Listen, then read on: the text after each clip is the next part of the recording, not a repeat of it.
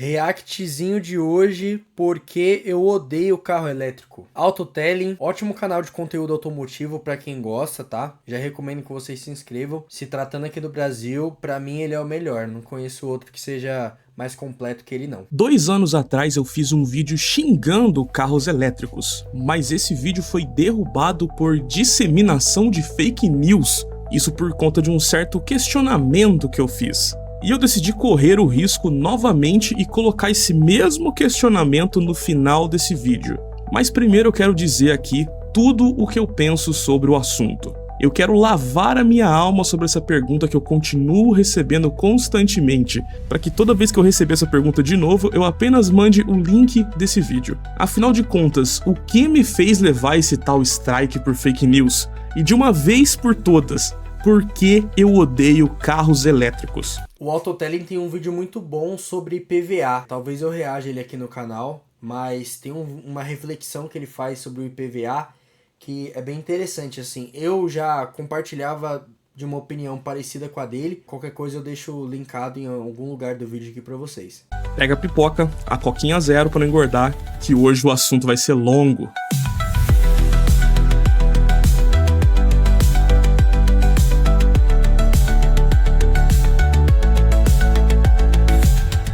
Carros elétricos fazem muito sentido dentro da cidade. Se tem um cenário onde o carro elétrico realmente brilha é no uso urbano. Você imaginar a Avenida Paulista sem barulho de motores é um alívio enorme.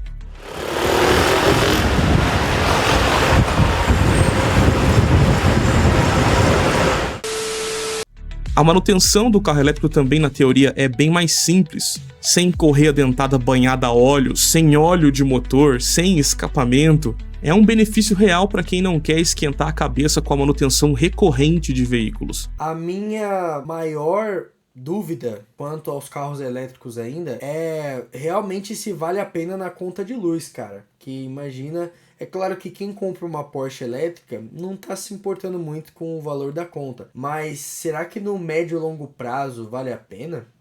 Fora que também a maioria dos carros elétricos contam com um sistema de recuperação de energia nas frenagens. A frenagem que antes viraria só dissipação de calor, hoje vira recuperação de energia para a bateria, para o carro ficar mais tempo longe da tomada. O anda e para do trânsito beneficia demais um carro elétrico e um híbrido também. Trajetos curtos, dentro de cidades densas e bem estruturadas, o carro elétrico é um baita acerto. Não é à toa que, por exemplo, algumas empresas de entrega, aplicativos e até alguns órgãos públicos em vários países têm adotado o uso de carros elétricos. Só que o problema começa quando tentam empurrar isso como uma solução universal para todo tipo de uso, lugar e bolso.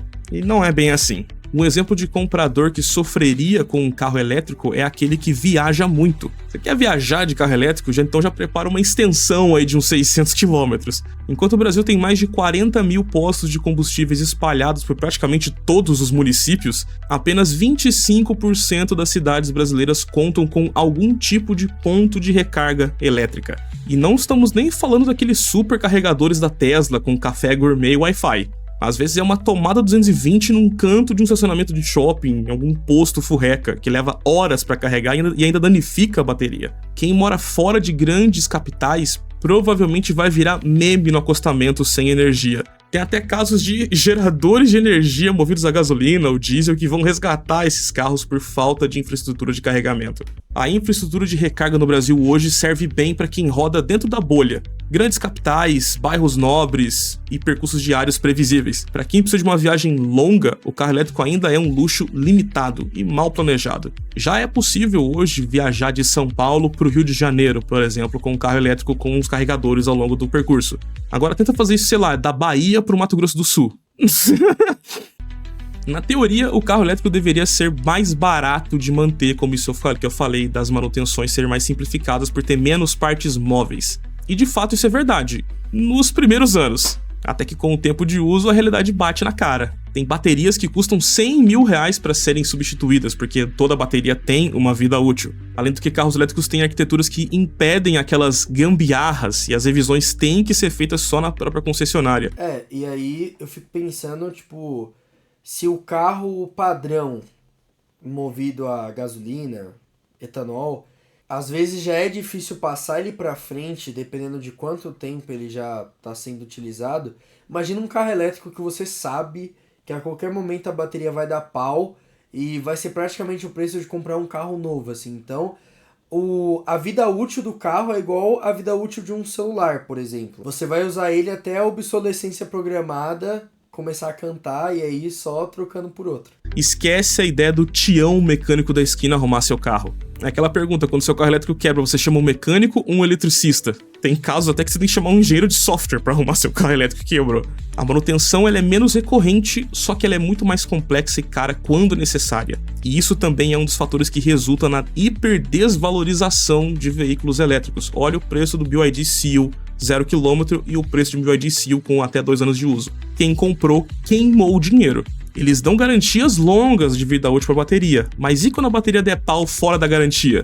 Ou você troca de carro, vende esse carro para algum trouxa sem informação, ou então você, sei lá, troca de profissão para conseguir bancar essa troca de bateria. Olha, eu não tinha visto o vídeo, tá? Porque é o pensamento lógico, assim, é algo totalmente movido à eletricidade de uma bateria. É o mesmo funcionamento de qualquer outro objeto que é movido à bateria e que é elétrico, né, por assim dizer. No fim, o que você economiza de óleo e combustível nos primeiros anos, você gasta em ansiedade depois tentando revender sem tomar prejuízo. A gente volta naquela ideia do carro elétrico, né? Imaginar uma Paulista sem barulho, sem a poluição, sem aquele ar sujo. Todo mundo fala sobre essa questão da poluição ser zero do carro elétrico, mas esquecem que ele consome energia pra caramba. E essa energia vem de onde? O Brasil até tem uma matriz energética considerada limpa, por conta das hidrelétricas. Mas e o rio que você matou para construir uma hidrelétrica? Isso não conta?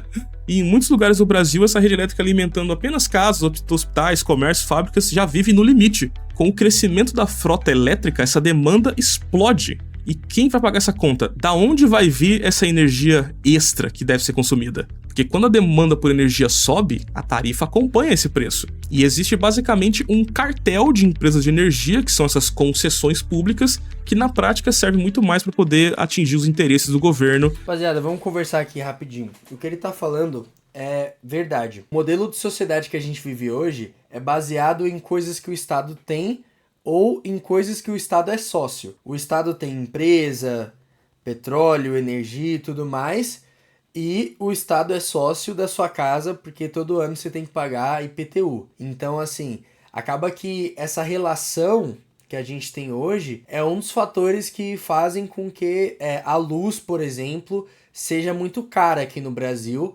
porque quando eles querem colocar a bandeira vermelha, eles colocam, e aí é azar de quem tem o carro elétrico Spider para carregar.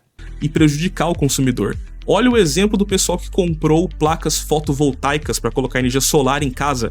No começo você fez todo um planejamento de que você iria economizar X dinheiros ao longo dos anos com a implementação desse sistema. Agora, eles te cobram por você devolver energia para a rede. Os caras taxaram o sol, rapaziada. O governo literalmente pune a eficiência da produção de energia. É uma dissonância cognitiva o mesmo governo punir você que investiu em energia solar e te cobrar de andar com um carro que não emite carbono. E aí, se a gente for entrar nisso, também tem a questão que é muito comum no Brasil, que são os gatos de energia. Quem nunca ouviu falar de um bom e velho gato de energia, né? É daí que vem aquela notícia absurda, por exemplo, de que encontraram... Nossa, cara, essa cena é o suco concentrado do Brasil. É claro que isso ia acontecer, gente. Se bobear, tá ligado num gato ainda, enfim, que alguém tá pagando e não o dono do carro. Carro elétrico lá de 400 mil reais, recarregando com um gato de energia dentro de uma favela. Eu achei lá. Calvo Farias, eu não assisti o seu vídeo, cara, eu juro. Claro, isso daqui, cara. Esse aqui é um exemplo perfeito do brasileiro querendo pular etapas. Já era. Quando eu ligar aqui e ligar lá, vou ligar aqui pra vocês verem. Caso não tenha ficado claro ainda, esse vídeo é a minha opinião, ok? Tem até um certo embasamento na minha opinião. Eu até tentei compilar algumas notícias do comentário fixado que corroboram alguns pontos, porque a gente tá só começando, tem muito mais pra falar. Vamos deixar essa questão da energia do Brasil de lado e vamos voltar um pouquinho naquela questão do torque instantâneo que eu mencionei, né? Torque instantâneo, isso aqui soa de forma maravilhosa. Você pisa fundo e 100% do torque desse motor está disponível para você. Isso em questão de performance, isso mata o carro a combustão, porque o carro a combustão ele tem uma curva até essa potência ser totalmente entregue. Então, como eu falei, saída de semáforo, situações de emergência, ultrapassagens, nisso o torque instantâneo é avassalador. Até mesmo em questões, por exemplo, de arrancadas, competições de arrancada mesmo, né? Ou, por exemplo, uma condução mais esportiva, né? O torque instantâneo, ele auxilia muito nisso. Só que a gente tem que pensar o seguinte, e a máfia das autoescolas no Brasil? E a péssima formação de motoristas que o Brasil tem? Você soma torque instantâneo, mais um motorista ruim e mais esse asfalto podre que a gente tem no Brasil, isso aqui é um caos programado. Dar um torque instantâneo na mão do motorista médio brasileiro, aquele que não sabe nem dar seta, é você colocar uma arma na mão de um cego. Fora que, pra quem não sabe, aqui no Brasil você demora no mínimo 4 meses pra fazer a autoescola. Isso se você fizer tudo ali um atrás do outro. E você paga no mínimo R$2.000. Talvez um pouco menos, vai. Talvez um pouco menos. Mas ainda assim é um salário mínimo que vai ficar para autoescola para você tirar só a de moto ou a de carro. Geralmente a de carro, a de moto costuma ser um pouco mais barato, mas no frigir dos ovos ali dá um salário mínimo. Enquanto em países, né, é um processo que dura um dia, você paga uma taxa lá de que para eles é 5 horas de trabalho, não é um salário mínimo de um mês, e você já sai com a carta e aí você só tem que provar que você não é um bobão e acabou. Aqui, né, a gente tem que sustentar uma parcela muito grande aí, ou muito pequena da sociedade, e aí por isso que... Saiu um estudo de que o Brasil tem o segundo pior asfalto do mundo. Então você soma um motorista sem preparo, um motorista distraído, com o celular na mão ou com um tablet no painel. Um motorista que confia mais no pacote ADAS do que na sua própria habilidade. Soma isso com o torque instantâneo, um torque que geralmente é alto para compensar o alto peso do carro por ter a bateria.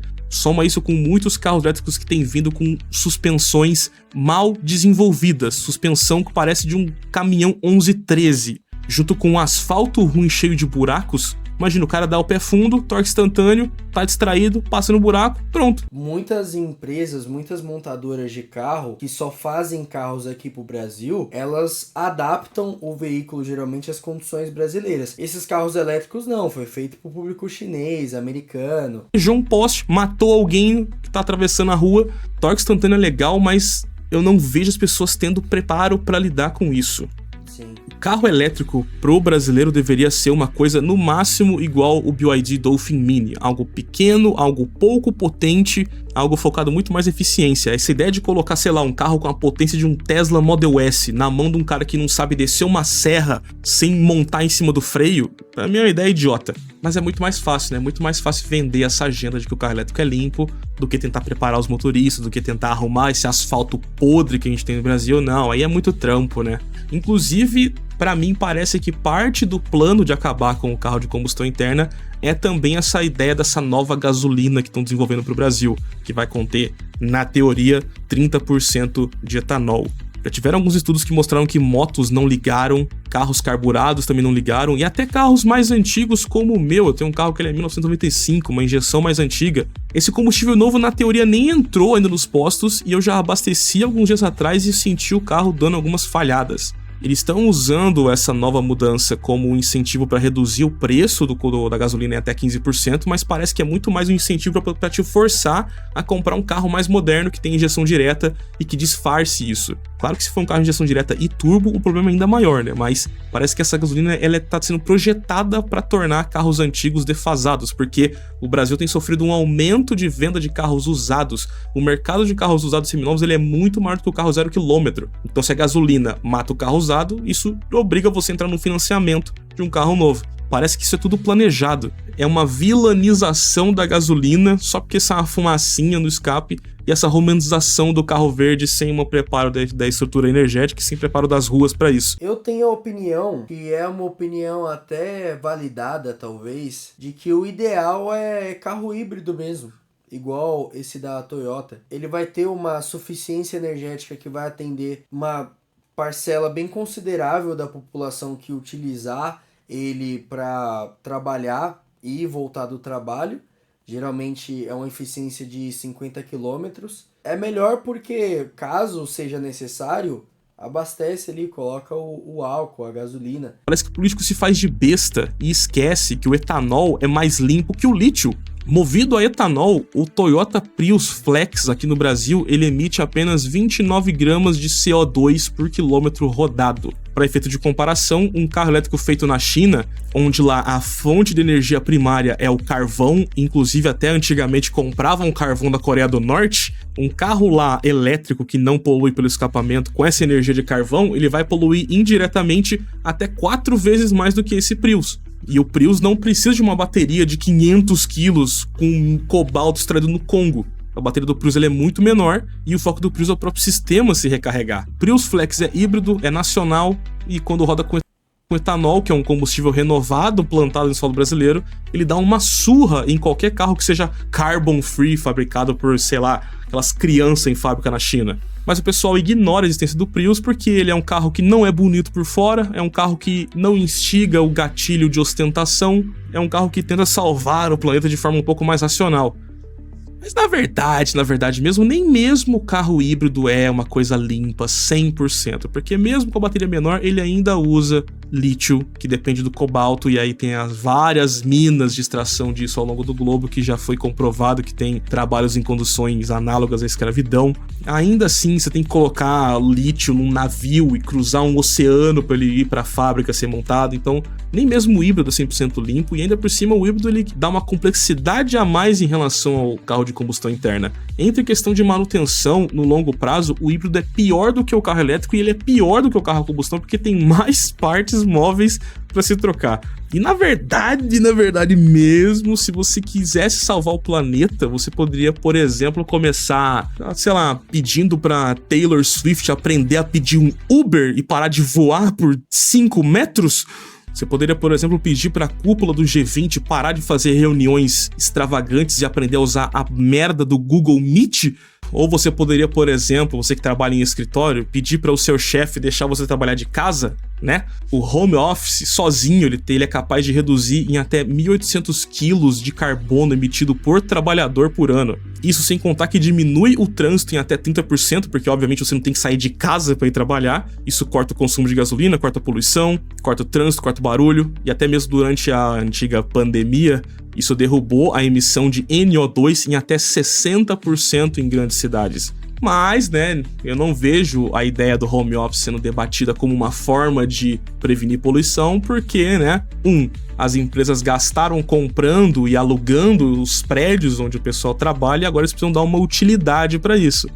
O home office, ele não pode ser fomentado, principalmente por essas big techs e tudo mais, porque os amigos do rei, eles têm muito prédio por aí, que precisa ser comprado, precisa ser alugado, precisa ser utilizado. Então, eles não vão fazer isso porque senão alguém vai ficar triste lá na roda de amigos deles, então eles não fazem. E fora que também, aqui no Brasil, mesmo depois da pandemia, o home office é muito mal visto, né, ainda. É uma cultura que só startup faz assim e depende muito também do contexto. Também tem estudos recentes que comprovam que a maioria das pessoas parece que nunca ouviram falar em ética do trabalho e se tornam imprestáveis e improdutivas quando estão em home office. Então, a ideia que poderia ser boa, o pessoal também não se ajuda. Eu tenho um carro de 1995 e eu trabalho em casa. Eu poluo menos do que você que anda de BYD. Apenas aceite. Sempre a palavra hipocrisia vem à minha mente quando eu penso nessas medidas carbon free. O estado que diz se importar com o meio ambiente é o mesmo estado que viaja de jatinho para fazer conferência climática. Ah, mas o político precisa ter o jato particular porque é uma questão de diplomacia, de proteção, não sei o quê. Você é um político e você não pode pegar um avião comercial junto com a sua população? Você tá fazendo um trabalho errado. Por que você tem medo do seu povo? Será que é porque você sabe que o povo te odeia? Acho que é por isso, né? Os mesmos políticos que te vilanizam por ter um Opala antigo, e também são esses mesmos políticos hipócritas que criaram o sistema de créditos de carbono. Crédito de carbono é você ganhar dinheiro com a promessa de que não vai poluir no futuro. E empresas que poluem compram créditos de carbono para poder parecer no papel que não poluem. A Tesla, por exemplo, lucra muito mais com a venda de créditos de carbono do que com carros vendidos de fato. Isso não é salvar o planeta, isso aqui é uma especulação de mercado disfarçada de consciência ambiental. Os caras lucram agora como se tivessem deixado de poluir no futuro que não aconteceu. Esse canal não é sobre economia, não vou me estender muito nisso, mas eu acho o crédito de carbono uma palhaçada completa. Eu vou ver se deixo algum link na descrição também para você se aprofundar um pouco mais a questão dos créditos de carbono. Agora, como não falar da hipocrisia dos carros elétricos sem mencionar a energia nuclear, né? Energia nuclear é a fonte mais limpa e eficiente disponível hoje. Mas ela assusta, então vira um tabu. Enquanto isso, turbinas eólicas custam caro, são pouco eficientes e ainda destroem o ecossistema. Aves morrem com as hélices e o barulho das turbinas é insuportável. Se o papo é salvar o planeta, a conversa tem que ser mais honesta. Não adianta querer ter um futuro sustentável com base em medo e romantismo. Energia nuclear precisa entrar na pauta sem medo que aconteça uma Chernobyl 2. Toda vez que alguém ouve energia nuclear, já imagina um cogumelo gigante no céu, um cientista maluco com jaleco e o Homer Simpson cochilando em cima de um botão vermelho. Mas a real é que de todas as formas de geração de energia disponíveis hoje, nenhuma é mais limpa e estável e eficiente do que a nuclear. Uma única usina pode gerar energia suficiente para abastecer milhões de casas por décadas, com impacto ambiental ridiculamente menor do que a solar ou a eólica. Talvez a única mais limpa que a nuclear seja de fato a solar, só que a nuclear é muito mais eficiente. E parece que a energia solar e eólica ainda dependem, por exemplo, de subsídios eternos para poder funcionar. Quando eu vejo algo ambientalista que precisa de subsídio, precisa de financiamento do governo, eu entendo que é porque isso não dá lucro. E se não dá lucro um sistema capitalista, então é porque o Estado está arcando com o prejuízo dessa operação E você é a carteira que o Estado usa para arcar com esse prejuízo. População que banca o pagamento desse prejuízo pagando impostos. Eu não sei qual é a sua posição política, não importa para esse ponto, o meu único ponto é, eu prefiro ver algo dando lucro, um sistema capitalista, do que ver a minha avó com Alzheimer pagando imposto em remédio para bancar uma operação que não funciona. A minha opinião política é que a minha avó também não precisa pagar caro nos remédios que ela precisa para sobreviver, né? Que às vezes eu vou na farmácia com ela e ela deixa 500 conto lá como se não fosse absolutamente nada. E que a gente pare de ter leis que foram criadas por pessoas que só estavam visualizando os próximos 4 anos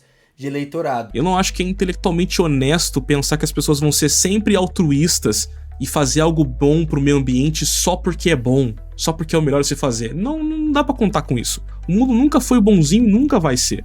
O lucro é a única forma de incentivar um canalha a fazer algo bom. De novo, eu sempre bato na tecla da energia nuclear quando o assunto é carros elétricos.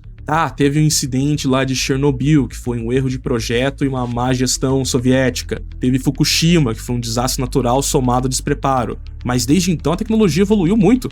Os reatores modernos são muito mais seguros. Pensando globalmente, né, se a maioria dos estados ao redor do planeta tivessem investido muito mais em energia nuclear, com esse mesmo fervor que investiu no carro elétrico nos últimos 15 anos, hoje teríamos energia barata, limpa e sobrando. Mas aí também é uma questão política, tem também o lobby do petróleo, né? Então é muito mais fácil enganar as pessoas com esse papinho verde. Por exemplo, no Brasil, eu não vejo que faça sentido ter carros elétricos em larga escala, porque tem a questão do Prius, que é um exemplo de carro mais limpo que existe. Inclusive a Toyota está desenvolvendo, né, o Yaris Cross, que vai pegar o powertrain do Prius e colocar numa roupagem mais bonitinha para ver se vende um pouco mais. E tem aquela questão que eu mencionei sobre a qualidade da energia no Brasil. Que é um exemplo disso, março desse ano, o bairro da Lapa, em São Paulo, ficou no escuro depois que 17 ônibus da prefeitura foram carregados ao mesmo tempo durante a madrugada. Sim, colocaram para carregar todos os ônibus elétricos, que era para ser a salvação do meio ambiente, e isso causou um apagão no bairro. Cara, isso é ridículo, isso é puro suco do Brasil. Eu duvido que a sua casa, agora, enquanto você está assistindo, tenha um aterramento decente. O Brasil não dá pra carregar nem celular direito com qualidade que é fala de carro elétrico. É muito simples. Se o estado de São Paulo inteiro fosse de carro elétrico, da onde ia vir a energia? Ponto. Não tem resposta. Não é porque você não consegue ver a energia que ela não existe, ela tem que ser fabricada de alguma forma. O Brasil até tem energia nuclear também, né? Mas, de novo, eu não acho que é suficiente ainda. Nossa rede elétrica é fraca, as oscilações vivem fritando equipamento por aí. Mas não, o governo acha que o futuro é carro elétrico, né? Não. O governo é esse cara que abre as pernas pra vir as marcas chinesas fazer dumping aqui no Brasil e acabar com as outras montadoras, né? Sim, a China está sendo investigada por vender carro elétrico com preço abaixo do real só para desovar estoque, acabar com os concorrentes e depois dominar o que restou. E o Brasil aceitou isso tudo sorrindo, como se fosse um presente de aniversário da China, comprou porque quis. Até mesmo eu ganhei dinheiro fácil para divulgar essas marcas chinesas. Eu assumo a minha hipocrisia. Tudo bem que os carros que eu divulguei eram híbridos, né? É um pouco menos pior, mas de qualquer forma, ainda assim, eu recebi dinheiro para falar bem desses carros chineses, enquanto, sem eu saber, estavam os funcionários lá em Camaçari com trabalho análogo à escravidão até aqui dentro do nosso país. A gente aceitou isso aqui dentro, a gente regrediu como sociedade só para tentar atingir essa agenda verde. Eu fui parte do problema e me arrependi demais. Para mim, tudo ao redor do carro elétrico é pura hipocrisia. Só que a diferença é que eu assumo os meus erros, eu assumo que fui hipócrita, eu assumo que fiz cagada. O governo, quando cria uma lei bosta, eles não assumem hipocrisia e pedem desculpas. Eles mandam você pagar a conta quando eles erram.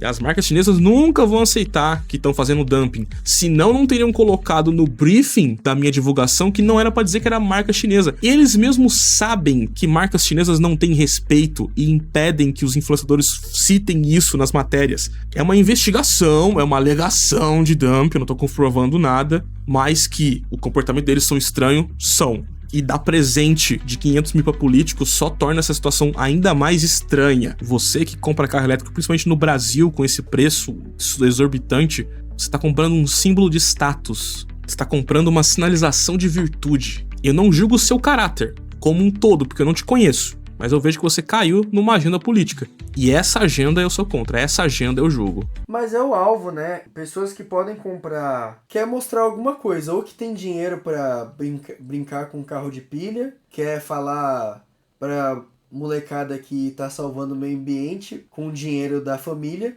Mas se você acha que eu estou sendo xenofóbico por atacar as marcas chinesas, tem a Tesla também. Eu não esqueci de você não, Tesla. Você iniciou esse problema todo lá em 2012, criando o primeiro carro elétrico que foi objetivamente bonito, atraente e criou um produto lucrativo. Eu sei de você, Tesla. Tudo bem que vocês já estão aí há 13 anos sem mudar a plataforma, né? Vocês estagnaram também, até a chinesa tá passando na sua frente, né? Mas eu lembro de vocês, Tesla. Eu odeio a Tesla. A Tesla é o exemplo pra mim perfeito de como uma empresa pode vender essa imagem de revolução verde enquanto joga sujo, usando o que tem de pior do capitalismo. Em 2022, por exemplo, a Tesla faturou 1,77 bilhão de dólares só com a venda dos créditos de carbono. O lucro deles não vem da venda de carros, vem dessas promessas. Eles dizem que os seus carros vão poluir menos no futuro, o governo dá o crédito de carbono para eles como uma premiação por essa poluição hipotética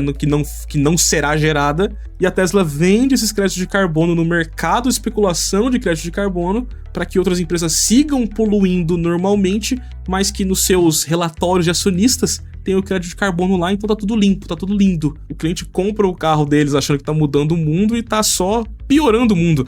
É muito... Eu não chamaria isso de capitalismo ruim, e mais um globalismo corporativista, talvez. Irônico, porque geralmente são o pessoal mais progressista californiano que odeiam o capitalismo, odeiam o Elon Musk, mas estão de Tesla. Eles estão financiando o regime que eles odeiam. É incrível. Elon Musk, né, recentemente ele bateu de frente com o nosso carequíssimo da República, né, que decepção, né, eu ser careca, ser da mesma espécie que, enfim, né. Porque o fiscal do Xandão vai te pegar. Elon Musk tem brigado, né, com o nosso STF ditatorial. Elon Musk tem brigado ao redor do globo por liberdade de expressão. E eu acho isso importante pra caramba. Eu sou defensor da liberdade de expressão pra cacete. Eu odeio a liberdade de expressão. E pode falar que fui eu que falei. Mas agora dizer que tudo que ele faz eu acho incrível? Não, Elon Musk não é o meu Jesus, igual é pra muita gente. Lutar pela liberdade de expressão de twittar alguma coisa que você pensou, isso não apaga a cagada ambiental que a Tesla tem feito. Ah, o Elon Musk quer colonizar Marte. Com quem? Com a Katy Perry primeiro? Isso também não anula o fato de que a Tesla é uma empresa filha da mãe. Eu concordo com a ideia de defender a liberdade de expressão, mas isso não é motivo pra eu passar pano pro Elon Musk ser um desgraçado. Ainda por cima, a Tesla processa quem os critica. Processaram até o Top Gear. Se eles me processarem por esse vídeo, eu vou perder? Vou, mas pelo menos eu vou poder gritar pro mundo inteiro ouvir. Então dane-se, eu odeio a Tesla. A Tesla é um dos pilares que tem destruído a indústria automotiva. O Elon Musk, rapaziada, é o seguinte. Ele é um cara que não dá ponto sem nó. Então, assim, a SpaceX lá tá revolucionando o mercado astronáutico e tal. Que, agora o foguete dá ré, beleza. Mas ele tem contrato bilionário com a NASA. E a NASA é financiada diretamente pelo contribuinte americano. Então, no final do dia, o Elon Musk nunca vai perder. Tanto que ele é fanzaço do Estado. Ele queria proibir a BYD de encostar no mercado americano. Eu não sei se é a BYD ou a Xiaomi que ele não queria. Acho que ele não queria concorrência no geral. Então, assim, apesar dele ter posicionamentos políticos interessantes até a página 2, no final do dia ele é só mais um cara que quer ganhar ainda mais dinheiro e ficar trilionário em dólar, né? Que daqui a pouco ele fica. Mas o que me diverte, o que me dá uma satisfação é ver que mesmo com todo esse esforço nos últimos anos para empurrar o carro elétrico goela abaixo da gente, ainda assim os carros elétricos estão fracassando. Foi bom que eu refiz esse vídeo agora em 2025, porque que a coisa hoje mudou e o carro elétrico tá sim diminuindo, tá morrendo. Eu não acho que ele vai morrer 100%, mas tá sim morrendo. O Reino Unido, por exemplo, né, que queria banir o motor a combustão interna até 2030,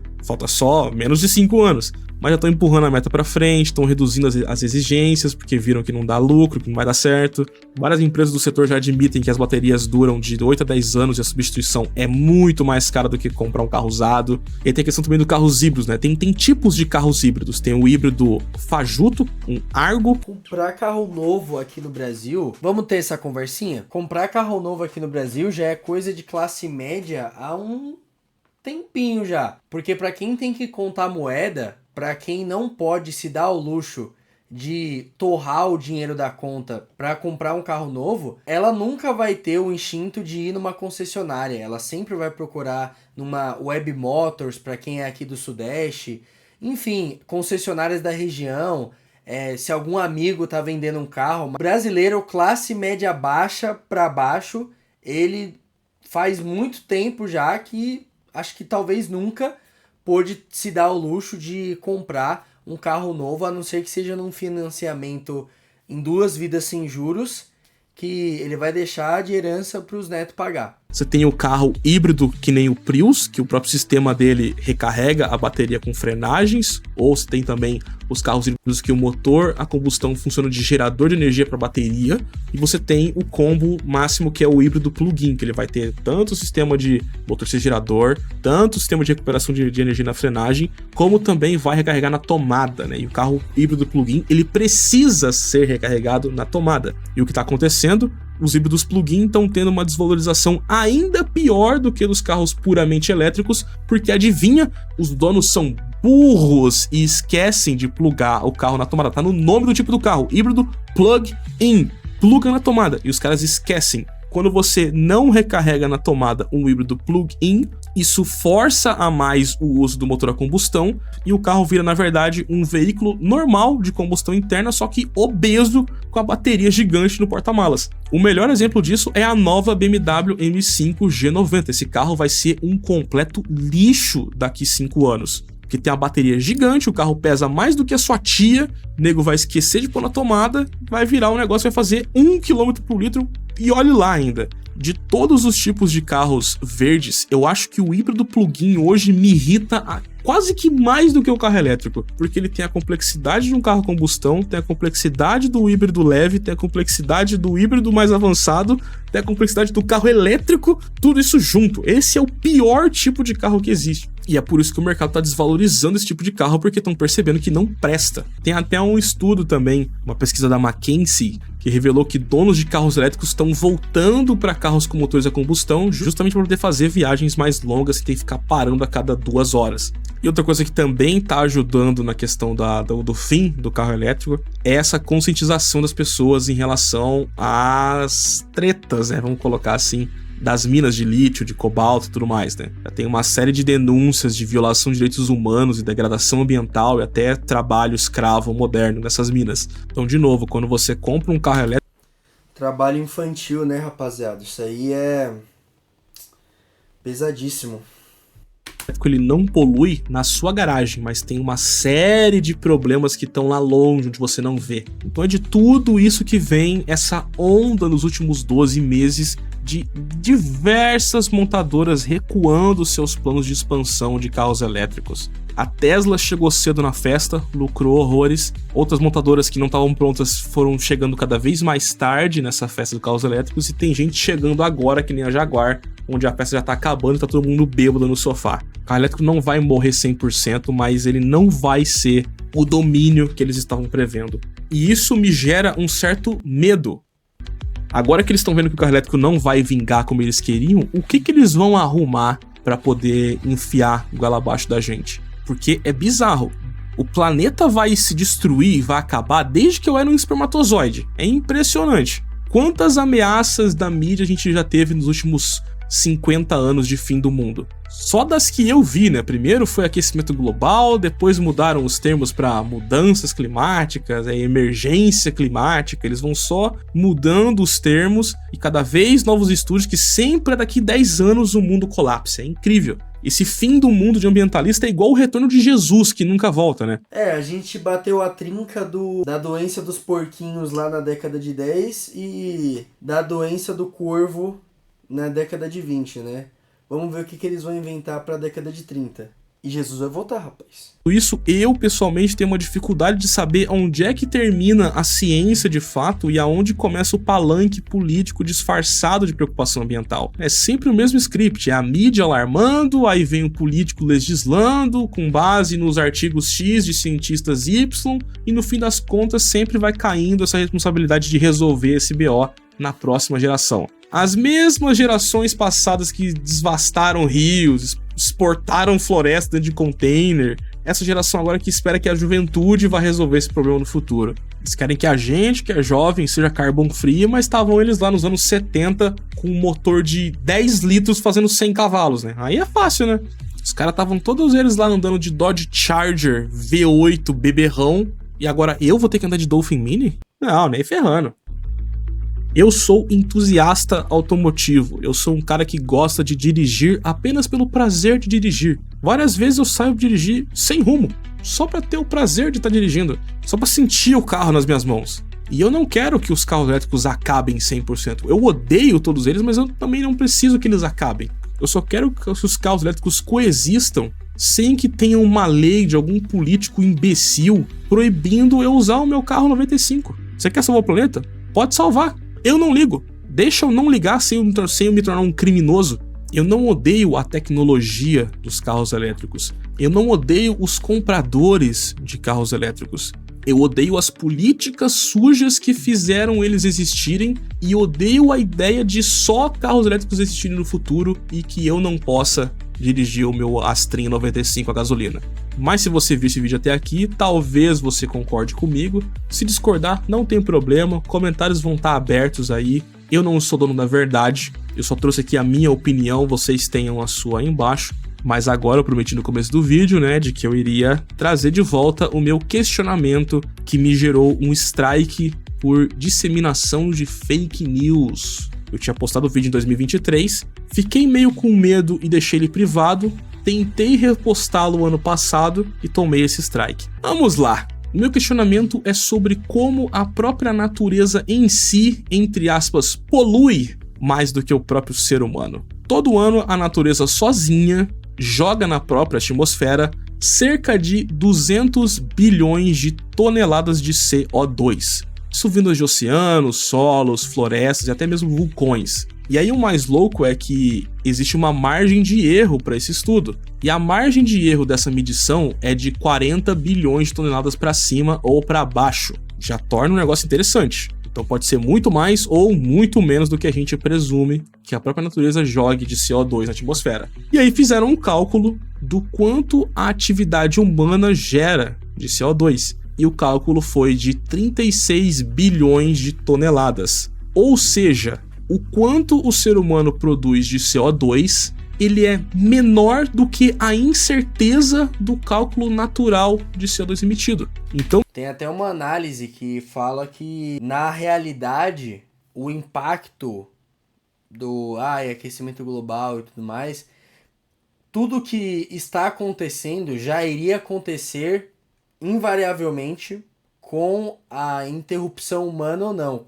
No caso, com a contribuição, nesse caso, humana ou não. É claro que isso é um posicionamento impopular, mas dá pra gente pensar em algumas coisas, visto que geralmente essas informações de o mundo tá poluindo muito, geralmente elas são top-down, né? Elas vêm de cima para baixo, a ONU cospe e, enfim, a gente aceita calado. O meu questionamento é, a gente tá nessa briga toda para tornar carbon free, mas e se a gente não precisar? Até que ponto dá pra gente medir que o impacto humano tá realmente prejudicando a natureza, se a margem de erro é maior do que o nosso impacto? E as fontes estão no comentário fixado. Eu não tô inventando isso. Acho que talvez a diferença é que daquela vez eu falei como um achismo e dessa vez tem a fonte. E agora, essa fonte é pública. Não faz sentido o YouTube alegar que isso é fake news, sendo que esse dado é público e até a ONU usa. Sai daqui, Greta Thunberg! How dare you! Você não vai me cancelar. And now the weather forecast with Greta Thunberg. Eu não sou cientista, eu estou apenas questionando até que ponto a gente sabe com certeza que há um impacto humano na emissão de CO2. Pra mim, se eu tomei esse strike de fake news divulgando isso, a explicação é de que esse questionamento já quebra a narrativa construída em cima da emissão de carbono. E eu não sou moralmente superior por estar questionando isso, e você também não é moralmente superior a mim, mas se tiver que assumir o papel de vilão por estar usando um carro a combustão interna, eu vou assumir, eu não tô nem aí. Eu vou catar o meu carro agora e eu vou dirigir 3 km só pra ir comprar uma cerveja. Porque é isso, eu não ligo. There's only one solution for Earth's pollution. You! Rapaziada. Bom, vídeo interessante do nosso mano Calvo Farias. Quem gosta de conteúdo automotivo, de novo, se inscreve no canal do cara. Ele posta vídeo tanto nesse principal quanto no Autotele News. Praticamente todo dia tem vídeo novo dele. E é isso, gostei do vídeo. Bem informativo, bem feito. E é isso.